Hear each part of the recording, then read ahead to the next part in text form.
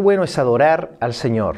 Ha llegado el minuto más importante, si podemos llamarle así, en que nos sentamos alrededor de la mesa de nuestro Dios, para que seamos alimentados del pan de vida, que es la palabra del Señor. En esta ocasión quiero compartir lo más breve posible, pero a la vez lo más explícito posible, un tema que podría abarcar varias horas de estudio, pero que por causa del tiempo y porque ya sabemos que la capacidad de poner atención es breve en nosotros, quiero resumirlo lo más posible, pero como dije, de manera explícita y comprensible a ustedes. Si tuviera que colocarle un título a esta reflexión o a esta temática, sería el espíritu que hemos recibido y el espíritu que opera en el mundo. El espíritu que hemos recibido y el espíritu que opera en el mundo. Como base bíblica de esta temática, vamos a tomar lo que el apóstol San Pablo dice en la primera epístola a los Corintios, el capítulo 2 y versículo 12. Usted puede leer el contexto de este pasaje bíblico detenidamente y con tranquilidad en su hogar. Y dice así la palabra del Señor en 1 Corintios 2:12. Y nosotros hemos recibido, escuche bien, no el espíritu del mundo, sino el espíritu que viene de Dios, para que conozcamos lo que Dios nos ha dado gratuitamente. Lo voy a leer una vez más. 1 Corintios 2:12. Y nosotros hemos recibido no el espíritu del mundo, sino el espíritu que viene de Dios, para que conozcamos lo que Dios nos ha dado gratuitamente. Fíjese que en este pasaje bíblico se nos presenta un verdadero axioma. ¿Y cuál es este axioma? Es que se establece que en este mundo que habitamos, usted y yo y toda la humanidad, solo están dirigiendo la vida de los seres humanos dos clases de espíritus. Uno es el Espíritu de Dios, que hemos recibido todos quienes hemos confesado a Dios nuestros pecados, nos hemos arrepentido y hemos declarado con nuestra boca que creemos en Jesús, en su sacrificio, en su resurrección y en la vida eterna que Él nos ha otorgado por medio de su obra redentora.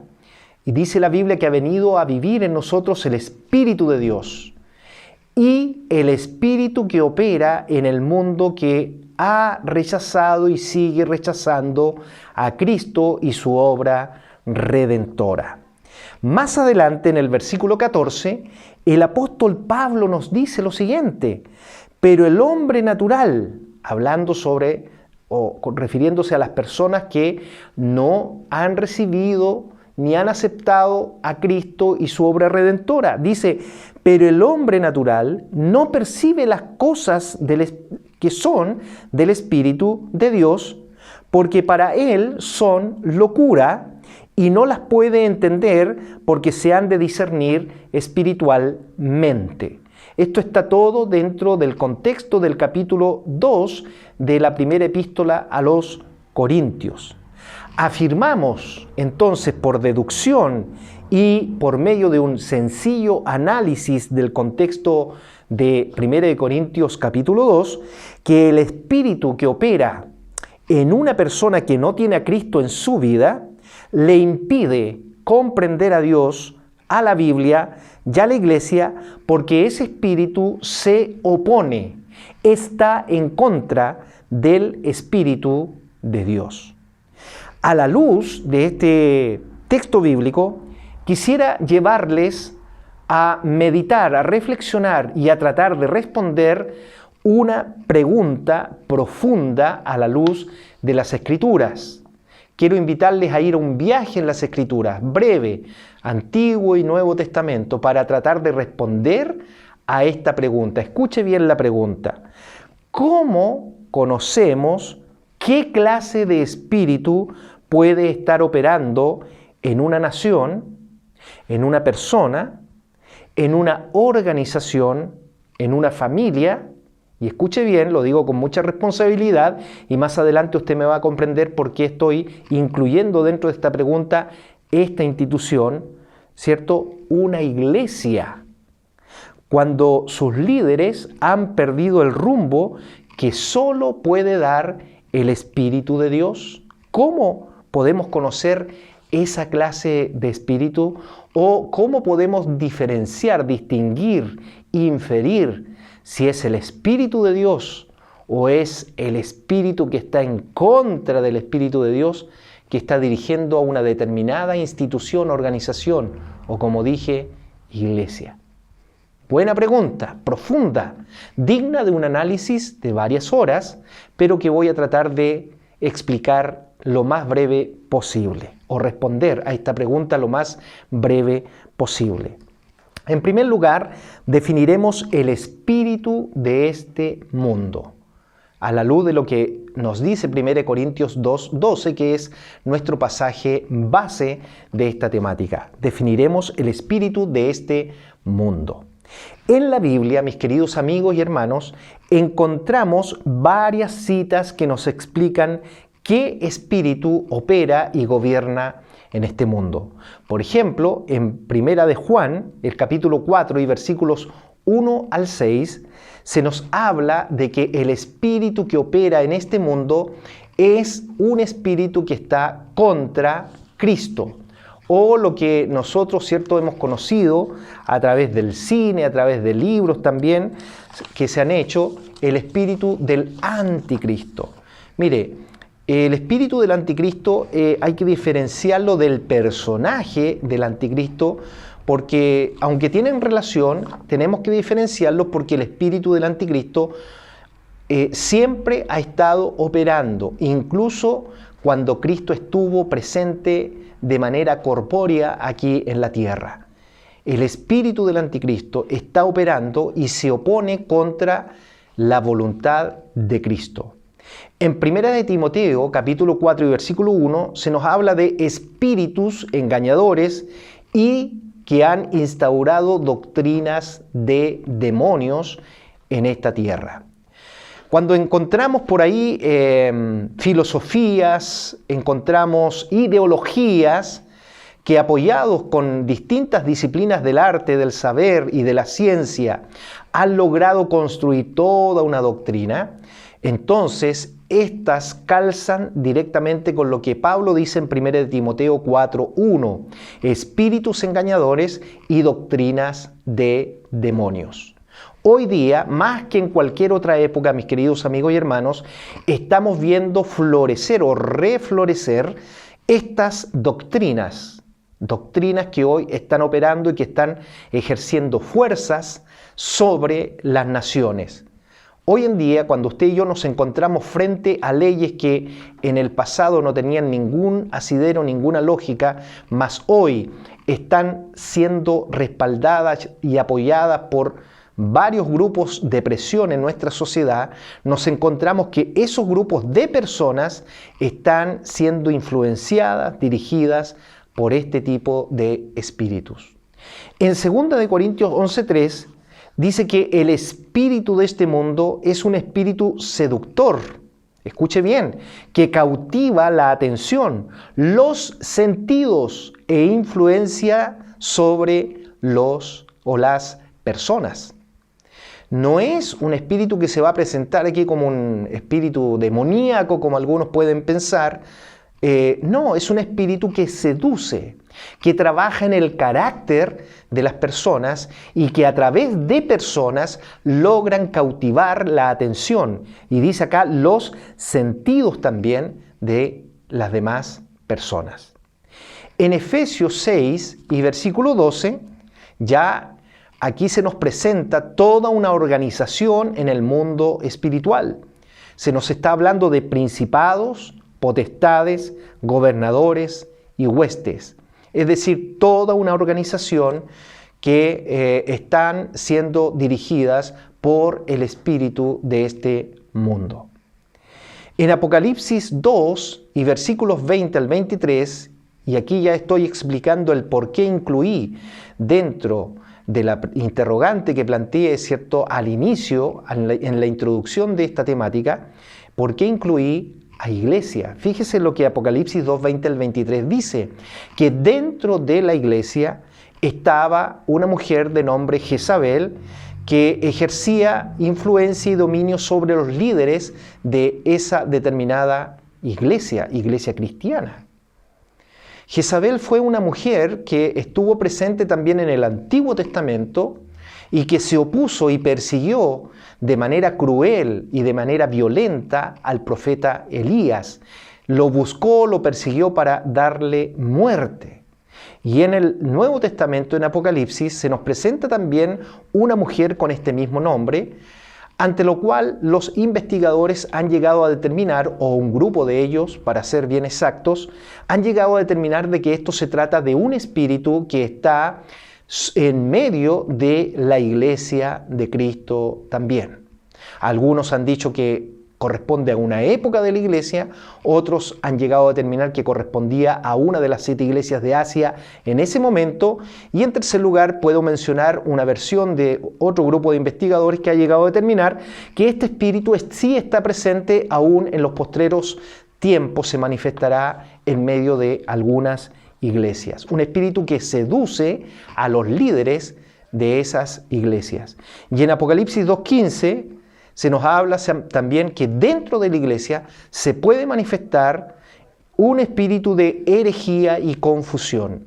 Todos estos títulos y nombres corresponden al mismo espíritu mencionado en nuestro pasaje inicial de 1 de Corintios 2, versículo 12, cuando se nos dice, ¿cierto?, que hay un espíritu que es el espíritu de este mundo, que se opone al espíritu que viene de Dios. Quiero destacar un episodio histórico de las Escrituras que me ha llamado profundamente la atención en estos días. Probablemente me voy a extender más en este primer punto de esta temática, pero quiero explicar brevemente el por qué me ha llamado la atención este episodio en las Escrituras, y me refiero a lo descrito en Génesis, el capítulo 10 y versículos 8 al 10.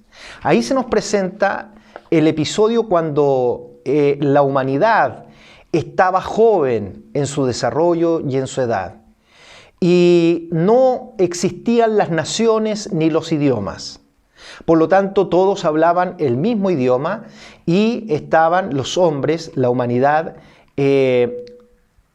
congregada masivamente en un determinado lugar geográfico sin ocupar todo el resto de la tierra. Y de en medio de los hombres se levanta un descendiente de Noé de nombre Nimrod. Y este Nimrod fue un dominador de su época, un gran cazador, un destacado cazador. Reinó en 4 espacios geográficos y cautivó a los hombres y terminó reinándolos. ¿Cuál fue el hecho más notorio y por el cual se conoce a Nimrod?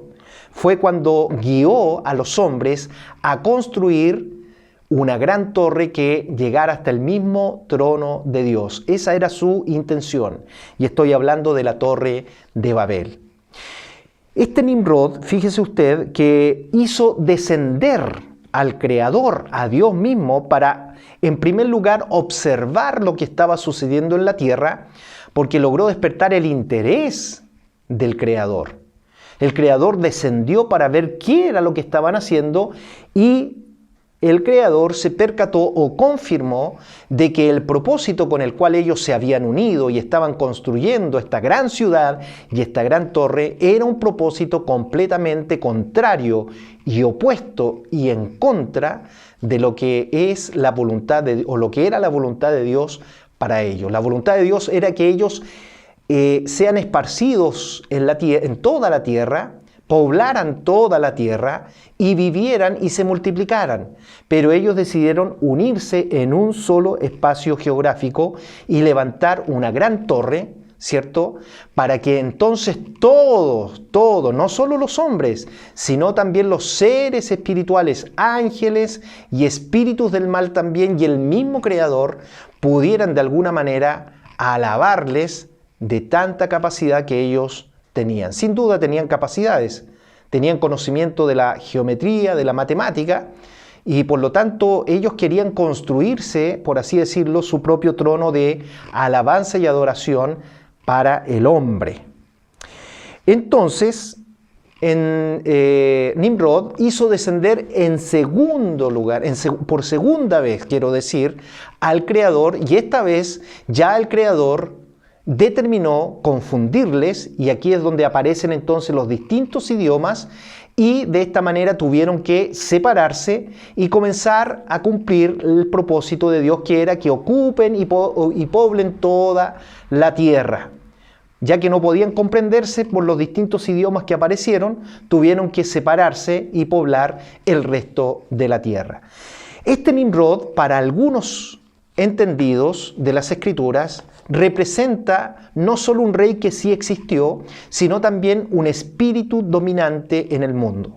Cuando vemos que la gente se une en propósitos contra lo que Dios ha establecido, ahí usted va a encontrar el espíritu de Nimrod operando.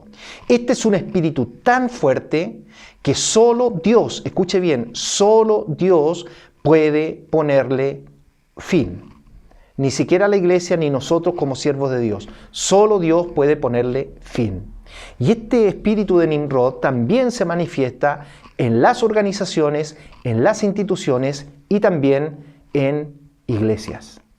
Solo Dios puede dar fin a este espíritu que logra cautivar, unir, que conquista y que también seduce la voluntad de los hombres para unirlos en un propósito 100% humano.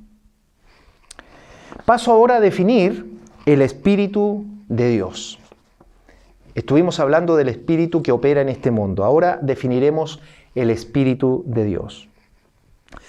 El Espíritu de Dios es la tercera persona de la Trinidad Santa, es decir, es el Espíritu Santo. Es una persona distinta al Padre y al Hijo, ¿cierto?, que son la primera y segunda persona de la Trinidad, pero posee con ellos una misma naturaleza, ¿cierto?, y una misma esencia que es divina. El Espíritu Santo también deriva de una palabra griega compuesta que es el Parakletos, y Parakletos significa defensor, el que intercede para ayudar. Eso es lo que significa Parakleto, que es la palabra original refiriéndose al Espíritu Santo, el que intercede para ayudar. Jesús lo dijo. Os conviene que me vaya, le dijo a sus discípulos, porque entonces vendrá el Consolador. Él os guiará a toda verdad y justicia. Fíjese que en Hechos 10, versículos 45 al 46, se nos dice que este Espíritu, el Espíritu Santo de Dios, ha sido derramado para todo creyente, para toda persona que cree en Jesús y su obra redentora. Inmediatamente, a través de la fe, se activa entonces la llegada del Espíritu Santo de Dios a la vida de esa persona. En 1 Corintios 12, versículos 7 al 11, dice que este Espíritu Santo nos ha otorgado dones a nosotros, capacidades para servir a Dios en las buenas y en las malas, sea que todo esté a nuestro favor o todo esté en contra de nosotros. El Espíritu Santo nos ha dado dones para servir, para seguir adelante, para darle palabra de aliento también a otro, para entregar dirección, orientación a otras personas. Para eso, el Espíritu de Dios que vive en nuestra vida, en la iglesia, nos ha capacitado con dones espirituales. En Efesios 4:7 también nos habla de estos dones que el Espíritu Santo ha repartido como Él quiere a cada uno de nosotros. En Joel 2, 28 al 29 dice que este Espíritu Santo ha sido derramado en nuestros corazones, en nuestras vidas, ha sido depositado en nosotros, siendo personas tan limitadas, tan débiles, tan imperfectas, pero por voluntad de Dios, el Espíritu Santo ha sido derramado en nuestras vidas. En Hechos 1:8, Jesús dijo que vendría el Espíritu Santo, una promesa de Él, Y este Espíritu Santo nos otorgaría poder para dar testimonio de la verdad, para dar testimonio del Evangelio. No tenemos miedo a los problemas, no somos cobardes frente a las dificultades, porque este glorioso Espíritu Santo nos ha capacitado con poder para destruir fortalezas. En Lucas 4, 17 al 19 dice que es el Espíritu que estuvo también en la vida terrenal de Jesús, cumpliendo lo que Isaías, el Antiguo Testamento, capítulo 61 y versículos 1 y 2, hablaba sobre el Mesías. El Espíritu Santo de Dios capacitó a Jesús para primero enfrentar al enemigo en esos 40 días que estuvo en el desierto, y en segundo lugar para ejercer su ministerio sobrenatural y humano a la vez aquí en la tierra. En Hechos también se nos dice que Jesús anduvo haciendo bienes en este mundo, y esos bienes los hizo por la capacidad que le otorgó el Espíritu Santo de Dios. Este es el Espíritu Santo que ha venido a morar en la vida de cada creyente y se activa por medio de la fe en Jesucristo y su obra poderosa. Por lo tanto, estamos definiendo que hay dos espíritus: el espíritu que opera en el mundo, del cual hablamos en primer lugar, y el Espíritu Santo de Dios que ha venido de Dios a la vida de cada creyente, que es el espíritu que está en la iglesia. En tercer lugar, vamos a definir el espíritu que debe, por lo tanto, dirigir nuestra vida si somos creyentes y que debe dirigir a la iglesia. Es el Espíritu Santo. Cuando usted analiza el libro de los Hechos se va a enterar, va a inferir. Yo le invito a que usted lea cada capítulo del libro de los Hechos en el Nuevo Testamento. ¿Cuántas veces se repite esta expresión? Nos ha parecido bien a nosotros y al Espíritu Santo. O la expresión, el Espíritu Santo habló. Quiere decir que los primeros creyentes le dieron suma importancia a la dirección y a la guianza del Espíritu Santo para que la iglesia cumpla su rol aquí en la tierra. ¿Cuál era el rol cuál es el rol de la iglesia? Porque la iglesia no se ha retirado de la tierra. Su rol es evangelizar a toda persona en este mundo, sin importar su condición social, su estatus, etcétera, su origen. A toda persona de esta tierra, la iglesia tiene el propósito y el rol de cumplir esta gran comisión, de ir y llevar las buenas nuevas de salvación. Cuando el Espíritu Santo de Dios está dirigiendo la iglesia, ¿cierto?, lleva a que esta iglesia y cada creyente posea y adquiera el carácter de Dios. Si decimos que Dios es bueno, o como dice 1 de Juan, Dios es amor, en nosotros tiene que estar presente la bondad y el amor de Dios. La iglesia tiene que demostrar con sus frutos, con sus obras, ese amor y esa bondad. Fíjese usted que nosotros no somos llamados a maldecir a la gente, aun cuando nos estén persiguiendo. Yo he conocido hoy en día una extraña manera de ministrar desde los púlpitos. Yo he escuchado incluso maldecir. Dios en este tiempo, recordemos, no está maldiciendo. Repito, no está maldiciendo, porque estamos viviendo y gozando de un tiempo que la Biblia denomina el tiempo de la gracia de Dios, la gracia abundante. Tiempo en el cual el Señor espera y hace un llamado a que cada hombre y cada mujer, cada joven, señorita en todo el mundo proceda al arrepentimiento y entregue su vida a Jesús. Por lo tanto, en este tiempo, vuelvo a repetir, es un tiempo de gracia, de bondad, de favor de Dios y no de maldición ni de juicio, porque aún la iglesia está presente aquí en la tierra. Usted y yo no somos llamados a maldecir, no somos llamados a perseguir a nadie, a no devolver mal por mal. Como dije hace unos domingos atrás, nosotros tenemos que vencer el mal haciendo el bien, que es lo que Jesús hizo aquí en la tierra. Cuando el Espíritu de Dios guía y orienta a la iglesia camina detrás de los pasos de Jesús. Hacemos todo lo que Jesús hizo y no hacemos todo lo que Jesús no hizo.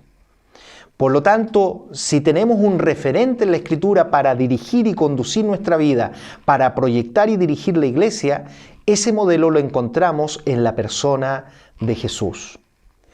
La iglesia vive también la fe de Abraham. ¿Se acuerda de Abraham? Dios le habló a Abraham y Abraham inmediatamente, junto con creer, esto es algo innato, natural en la fe de una persona. Alguien no puede decir que tiene fe si no es capaz de obedecer lo que Dios le ha dicho a través de la palabra escrita, revelada, que es la Biblia, las Escrituras. Dice que Abraham creyó en Dios e inmediatamente después de haber creído, de manera natural, brotó en él la obediencia a la voz de Dios. Dios le dijo, sal de tu tierra y de tu parentela, y Abraham salió de su tierra y de su parentela y se dirigió a la tierra de Canaán. Entonces, la iglesia que está dirigida por el Espíritu de Dios es una que tiene la fe de Abraham. Tiene también presente, está consciente de la alianza que ha hecho con Dios. La alianza del pacto, del nuevo pacto, es aquella que hemos recibido por medio de la obra de Jesús en la cruz. Recordemos que antiguamente, en el antiguo pacto, todo era santificado por el derramamiento de la sangre de animales.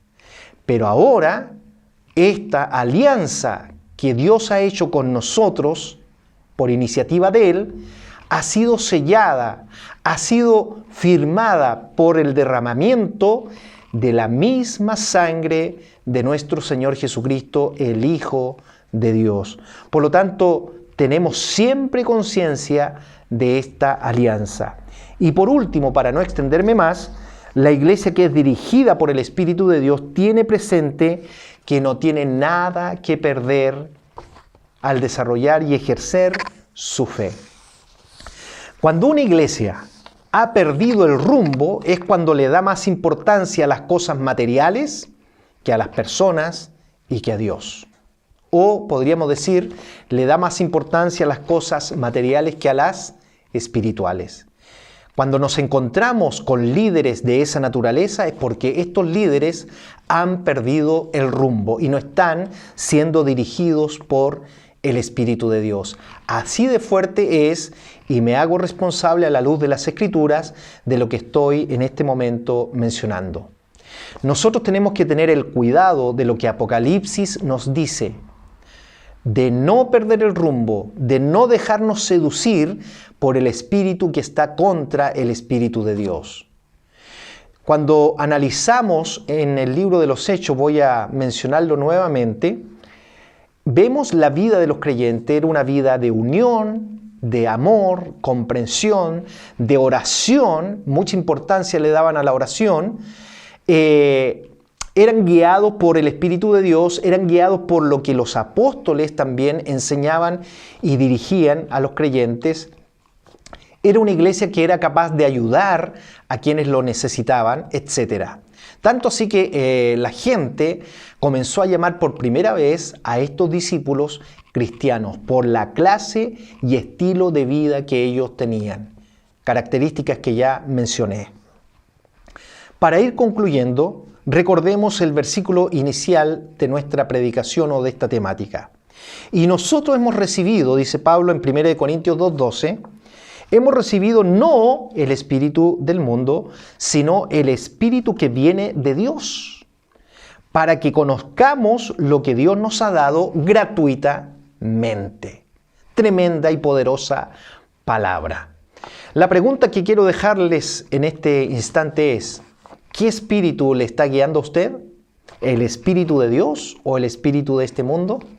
Podríamos haber mencionado muchas más cualidades, características, elementos o señales de ambos espíritus. Pero creo que lo que hemos mencionado basta para que usted comprenda que tenemos que hoy más que nunca estar alineados, guiados, dirigidos y sometidos a la voz y la dirección del Espíritu Santo de Dios, ese Espíritu que viene de Dios.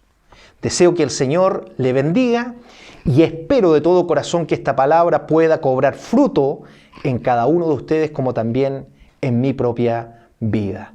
Muchas gracias.